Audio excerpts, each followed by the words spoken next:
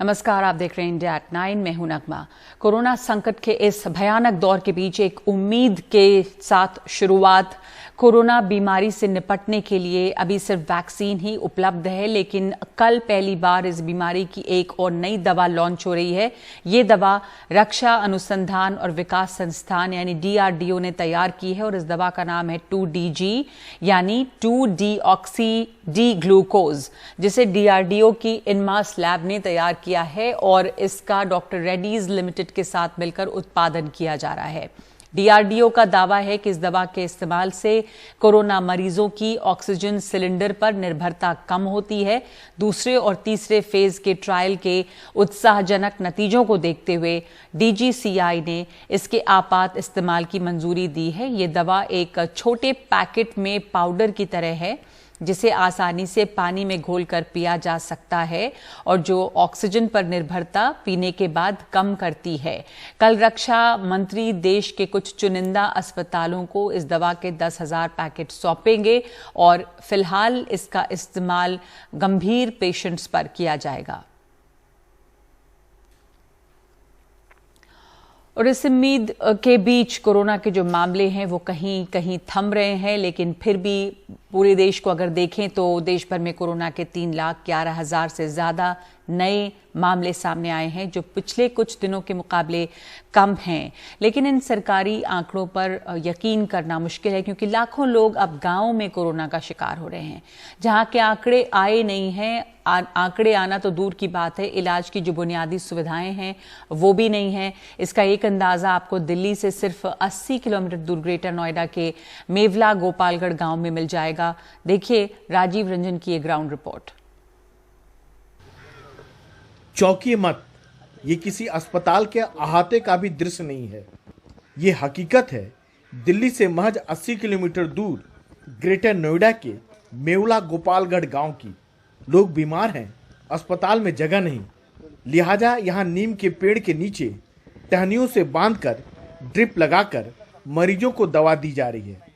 67 साल के हरदीप सिंह के फेफड़ों में इन्फेक्शन है, कोरोना पॉजिटिव हैं और इस तरह इलाज करवा रहे हैं। उनका कहना है अस्पताल में हालात और भी खराब हैं। मुझे यहीं आराम मिल रहा है। हॉस्पिटल गए, वहाँ गोली वोली दे दी गई और तबीयत खराब हो गई। अस्पताल की हालत को देखते हुए गांव के लोगों ने मरीजों के लिए घरों में ही ऑक्सीजन सिलेंडर लगा लिए हैं। 55 साल की चंद्रावती को बुखार हुआ, सांस लेने में तकलीफ हुई तो बेटे ने घर में ही ऑक्सीजन सिलेंडर लगवा दिया। देखो, हमने दवा हॉस्पिटल से जो दवा लेके आए हैं, लेकिन हमने यहाँ लगाया है। लेकिन यहाँ कोई ऐसी नहीं है कि कोई डॉक्टर से हम सलाह लें या कोई यहाँ टीम आई हो, कैसे भी हमारी कोई मदद हो। गांव में शायद ही ऐसा कोई घर होगा जहां कोरोना जैसे लक्षण वाले मरीज न दिखें। यहाँ एक हफ्ते के भीतर 5 लोगों की मौत हो गई है। 65 साल के राजेंद्र सिंह को 5 मई को बुखार हुआ, सही वक्त पर मेडिकल मदद नहीं मिली। 8 मई को उनकी मौत हो गई। यहाँ पे जो व्यवस्था है, प्रशासन है, यही सब जिम्मेदार हैं इसके। जिस दिन पापा जी एक्सपायर हुए हैं उसके 2-3 दिन पहले फीवर हुआ था। हम जेवर दिखाने के लिए गए, कोई भी डॉक्टर देखने को तैयार नहीं होता, चाहे छोटा अस्पताल है या जो भी डिग्री होल्डर डॉक्टर हैं वो देखने को तैयार नहीं है कोई भी। गांव में कोरोना की जांच ही नहीं हो रही है। गांव के प्रधान योगेश तलान के मुताबिक स्वास्थ्य विभाग की टीम यहां पहुंची ही नहीं। सबसे बड़ी विडंबना ये है कि गांव में अभी तक जिस तरह से निवेदन करने के बावजूद भी सैनिटाइजेशन का काम नहीं हुआ है और डॉक्टरों के पास जाएं कहाँ जाएं, कहीं डॉक्टर नहीं है, कहीं क्लिनिक नहीं है। ये इस हाल में लोग मरने को मजबूर हैं गांव के अंदर। उधर जेवर इलाके के स्वास्थ्य अधिकारी इससे इनकार करते हैं। उनका दावा है कि इस इलाके में हर रोज करीब 800 रैपिड एंटीजन और 600 RT-PCR टेस्ट किए जा रहे हैं। हालांकि आसपास के 38 गांवों के लिए ये टेस्टिंग भी काफ़ी कम है। तो ऐसा नहीं, टेस्ट नहीं हो रहा है। हमारा एरिया बड़ा है, हर एक एरिया बड़ा है, लोगों को कहने पर नहीं है कि हमारा टेस्ट नहीं हो रहा है। लोग जिस गांव में जाती टीम उस जगह में कराएं जा करके, ये उनको शासन को और सबको सहायता करें क्योंकि ये महामारी है, ये महामारी के समय सबको एक साथ होना होगा। ये हालत ग्रेटर नोएडा के जेवर के मेवला गोपालगढ़ गांव की ही नहीं, आसपास के तमाम गांवों में ऐसे ही हालात हैं। कहते हैं भारत गांव का देश है। अब गांव अगर इस हालत में होंगे तो भारत की हालत खुद ही सोचिए। गांव में न तो कोई डॉक्टर है और न ही कोई इलाज की सुविधा। यह पता लगाना तक मुश्किल है जो मर रहे हैं वो कोरोना से मर रहे हैं या फिर किसी और दूसरी वजह से। जाहिर है यहाँ कोरोना के खिलाफ लड़ाई इतने कम साधनों से नहीं लड़ी जा सकती। सरकार चाहे जो भी लंबे चौड़े दावा करे। ग्रेटर नोएडा के जेवर से कैमरामैन अशोक माले के साथ मैं राजीव रंजन, एनडीटीवी इंडिया। तो अब सोचिए दूर के ग्रामीण इलाकों और कस्बों में क्या हाल होगा। इसका एक अंदाजा तो उत्तर प्रदेश और बिहार में गंगा में बह रहे शवों को देखकर ही लग गया था। ये शव सरकार के आंकड़ों पर गंभीर सवाल खड़े करते हैं। उत्तर प्रदेश में सरकारी अमला अब गंगा में बहते इन शवों को हटाने में जुटा है। इसके बावजूद शव नदी में बहकर आने का सिलसिला थम नहीं रहा। हमारे सहयोगी अजय सिंह की रिपोर्ट। जीतलाल लेखपाल हैं।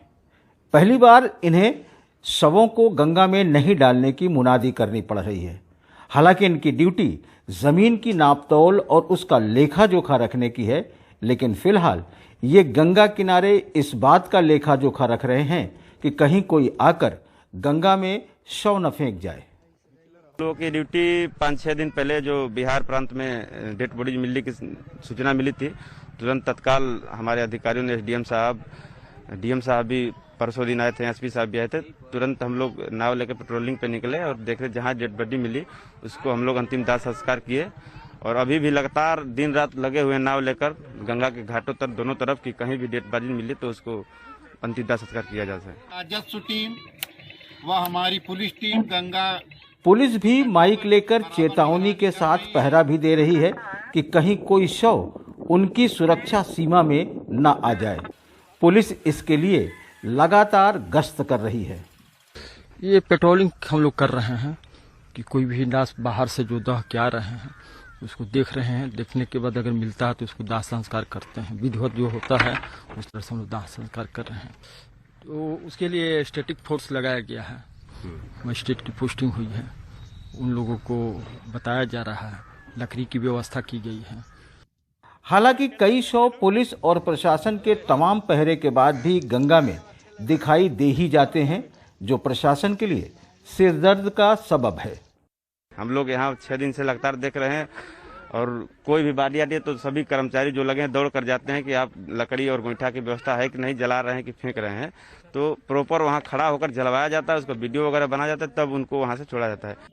उत्तर प्रदेश की सरकारें अगर ऐसे ही व्यापक इंतजाम कोरोना पीड़ितों के लोगों के लिए करती तो शायद कोरोना की बेहतर रोकथाम होती और सैकड़ों लोगों की जान भी बच सकती थी। किसी ने अपने माँ बाप को तो किसी ने अपने भाई बहन को, और कुछ तो ऐसे मजबूर होंगे जिन्होंने अपनी संतान को गंगा में बहा दिया होगा। लिहाजा गंगा में बहते शव ये बता रहे हैं कि ये त्रासदी कितनी भयानक है। पर इससे भी ज़्यादा भयानक सच ये है कि जिन लोगों को जिंदा रहते इलाज नहीं मिल सका, उन्हें मरने के बाद आंकड़ों में जगह नहीं मिलेगी। न जाने ये कैसी व्यवस्था है। वाराणसी से अजय सिंह, एनडीटीवी इंडिया। और कोरोना को लेकर जनता परेशान है तो राजनीति भी कम नहीं हो रही। सूत्रों के हवाले से दिल्ली में पुलिस ने अब तक 17 ऐसे लोगों को गिरफ्तार किया है और 21 के खिलाफ एफआईआर दायर की है जिन्होंने प्रधानमंत्री मोदी की सरकार के खिलाफ पोस्टर लगाए जिनमें ये कहा गया था कि हमारे बच्चों की वैक्सीन आपने विदेश क्यों भेज दी। ये पोस्टर दिल्ली के अलग अलग इलाकों में लगाए गए थे। इस पोस्टर विवाद के बाद कांग्रेस नेता राहुल गांधी ने सरकार को चुनौती देते हुए ट्विटर पर लिखा कि मुझे भी गिरफ्तार करो। उसके बाद एक एक करके कई कांग्रेस नेताओं ने ट्वीट किया है। कांग्रेस नेता जयराम रमेश ने ट्वीट किया कि पीएम की आलोचना वाले पोस्टर लगाना भी अपराध है। क्या भारत अब मोदी पीनल कोड से चलाया जाएगा? महामारी से जूझते वक्त क्या दिल्ली पुलिस के पास कोई काम नहीं?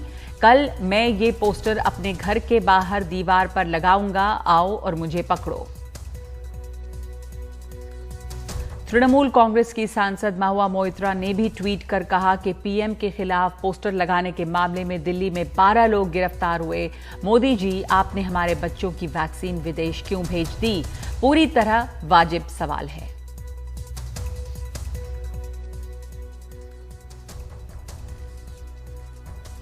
और आम आदमी पार्टी के प्रवक्ता दुर्गेश पाठक ने कहा कि ये पोस्टर मैंने लगवाए हैं। गिरफ्तार करना है तो मुझे या आप विधायकों को गिरफ्तार करो, पोस्टर लगाने वाले गरीबों को गिरफ्तार मत करो। उन्होंने कहा कि देश का इतना बुरा हाल कभी नहीं था। आज हर तरफ शवों का ढेर है। जब लोगों ने पूछा कि हमारे बच्चों की वैक्सीन विदेश क्यों भेजी, तो पुलिस उन लोगों पर एफआईआर कर रही है। मोदी जी से ये प्रश्न पूछा, अगर आपको गिरफ्तार करने का शौक है, अगर आपको लगता है कि जेल में डालने से लोग चुप हो जाएंगे, तो हम ये कहना चाहते हैं आपको कि ये पोस्टर आम आदमी पार्टी ने लगवाए, ये पोस्टर मैंने लगवाए हैं। अगर आपको गिरफ्तार करना है तो हमें गिरफ्तार करिए, हमारे विधायकों को गिरफ्तार करिए।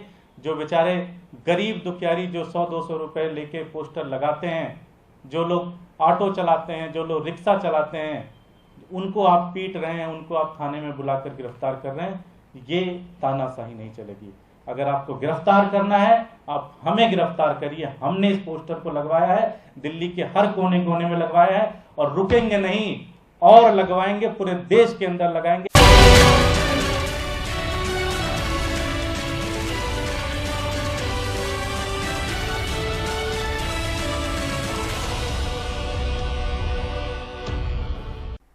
अरब सागर में उठा चक्रवाती तूफान ताऊते लगातार ताकतवर हो रहा है और देश के पश्चिमी तटीय राज्यों की ओर बढ़ रहा है। मौसम विभाग के मुताबिक तूफान की रफ्तार 175 किलोमीटर प्रति घंटे तक पहुंच सकती है।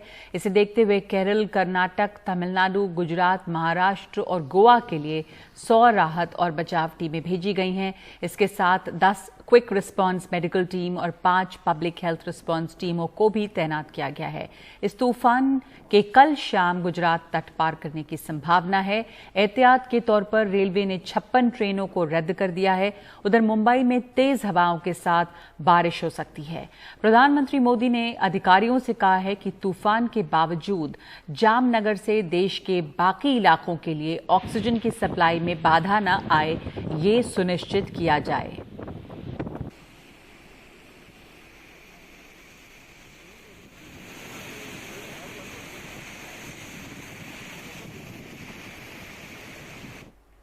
उधर गोवा में तूफान से अब तक 2 लोगों की मौत हुई है। उत्तरी गोवा के बारदेस तालुका और दक्षिणी गोवा के मारमुगांव में कई घरों को नुकसान भी पहुंचा है। 2 डेथ गोवा में रिपोर्टेड है। एक डेथ नॉर्थ गोवा में है। एक लड़के की डेथ हो चुकी है, एक पेड़ उसके माथे पे गिरा इसलिए डेथ हो चुकी। द सेकंड डेथ जो स्कूटर पे 2 लोग जा रहे थे, इलेक्ट्रिकल पोल उन पे गिर के वो अस्पताल में जाते वक्त एक की डेथ हो चुकी।